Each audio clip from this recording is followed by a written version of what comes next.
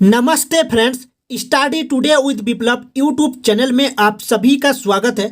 आज हम डिस्कस करेंगे क्लास 9th के साइंस के ऑब्जेक्टिव क्वेश्चन को जो परीक्षा में पूछे जाते हैं, क्योंकि परीक्षा में इसी टाइप के क्वेश्चन पूछे जाते हैं तो आपको परीक्षा में देखने को मिलेगा। तो डिस्कस करेंगे क्लास 9th के साइंस के मोस्ट इंपॉर्टेंट ऑब्जेक्टिव क्वेश्चन को जो परीक्षा में पूछे जाते हैं। तो वीडियो को लाइक करिएगा, दोस्तों में शेयर करिएगा और चैनल के साथ जुड़े रहिएगा। तो चलिए डिस्कस करते हैं क्लास 9 के साइंस के ऑब्जेक्टिव क्वेश्चन को। कार्य को दर्शाया जाता है, याद रखना जो वर्क होता है उसको दर्शाया जाता है। ऑप्शन को देखिए ध्यान से, तो इसका सही आंसर होगा वर्क इक्वल टू क्या होता है, फोर्स इनटू डिस्प्लेसमेंट होता है। अर्थात इसका सही आंसर है ऑप्शन नंबर ए हो जाएगा।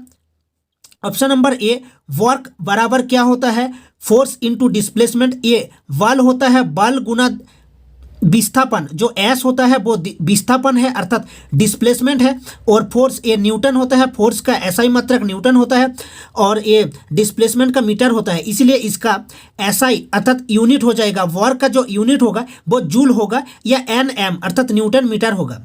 ठीक है, तो इसका सही आंसर हो जाएगा ऑप्शन नंबर ए। ठीक है, बल गुना विस्थापन अर्थात force into displacement. Next question को देखिए। नेक्स्ट क्वेश्चन, ऊर्जा का व्यावसायिक मात्रक है अर्थात उसका एसआई यूनिट पूछा है। ऊर्जा का व्यावसायिक मात्रक है, याद रखिएगा ऊर्जा और वर्क अर्थात कार्य का दोनों का एसआई मात्रक वो जूल होता है। व्यावसायिक मात्रक क्या होता है, जूल होता है। तो इसका सही आंसर हो जाएगा ऑप्शन नंबर ए। याद रखिएगा ऊर्जा का और वर्क का अर्थात कार्य का दोनों का एसआई मात्रक व्यावसायिक मात्रक जूल होता है, इसको याद रखिएगा। वाट ये पावर का होता है, वाट जो होता है ये पावर का होता है अर्थात शक्ति का होता है, याद रखना। किलोवाट घंटा जो होता है ये 3.6 इंटू 10 की पावर 6 जूल होता है अर्थात एक यूनिट होता है ये। नेक्स्ट क्वेश्चन को देखिए। नेक्स्ट क्वेश्चन को देखिए। 1 किलोवाट घंटा बराबर होता है, ऑप्शन को ध्यान से देखिएगा। 1 किलोवाट घंटा बराबर होता है 36 इंटू 10 की पावर 6 जूल, 3.6 इंटू 10 की पावर 6 जूल, 0.36 इंटू 10 की पावर 6 जूल या 360 अर्थात 360 गुना 10 की पावर 6 जूल। इसका सही ऑप्शन है ऑप्शन नंबर बी अर्थात 3.6 इंटू 10 की पावर 6 जूल। अर्थात देखिए ध्यान से देखिएगा क्वेश्चन को। 1 किलोवाट आवर हमें पूछा है, तो 1 किलोवाट अर्थात 1 किलोवाट बराबर होता है 1000 वाट होता है। और एक आवर जो होता है वो 3600 सेकेंड होता है, याद रखिएगा। ठीक है, तो इसको आप ऐसे भी लिख सकते हैं 3.6 इंटू 10 की पावर 6 जूल। ठीक है, ध्यान से देखिएगा 1 2 3 4 5 जीरो है, इसलिए हमने इसको पॉइंट लगाकर यहाँ पर 6 लिख दिए अर्थात 10 की पावर 6 जूल। ठीक है, नेक्स्ट क्वेश्चन को देखिए। नेक्स्ट क्वेश्चन, तरंग दैर्घ्य का एसआई मात्रक है। तरंग दैर्घ्य का एसआई मात्रक ध्यान से देखिएगा क्वेश्चन को, मीटर सेंटीमीटर।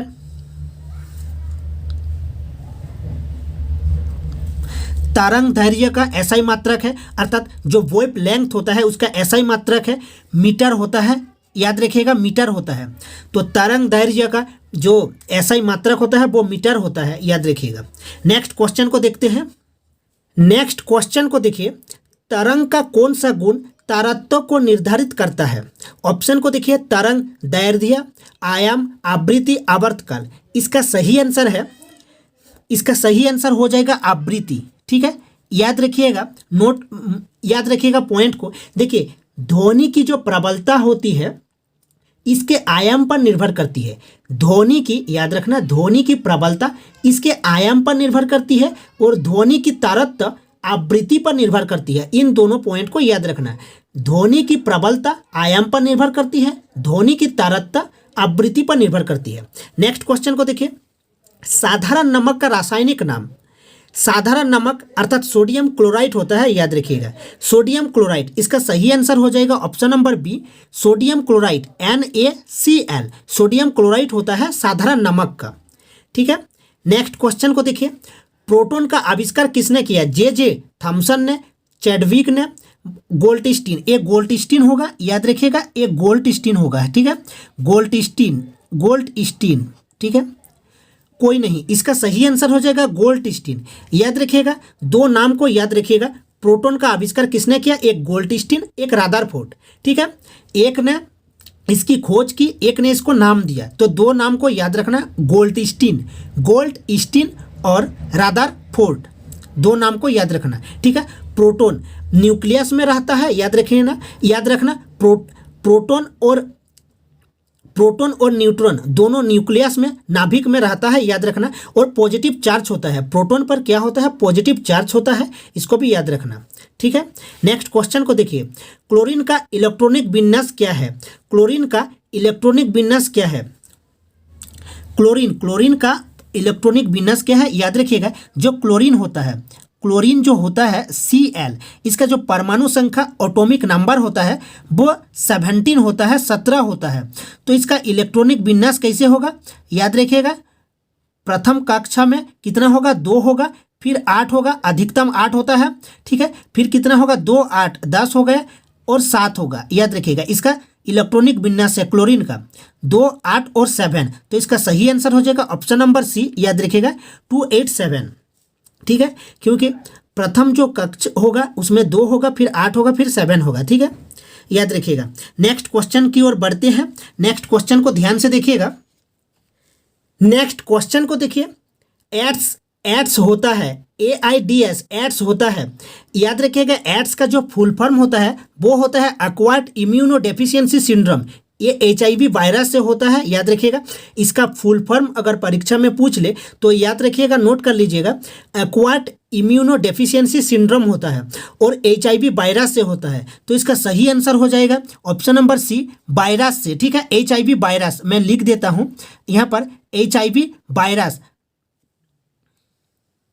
HIV वायरस से होता है एड्स। तो मिलते हैं नेक्स्ट वीडियो में, चैनल के साथ जुड़े रहिएगा, वीडियो को लाइक करिएगा। इंपॉर्टेंट क्वेश्चन था जो कि आपको परीक्षा में देखने को मिलेगा, क्योंकि इसी टाइप के क्वेश्चन परीक्षा में पूछे जाते हैं। तो मिलते हैं नेक्स्ट वीडियो में।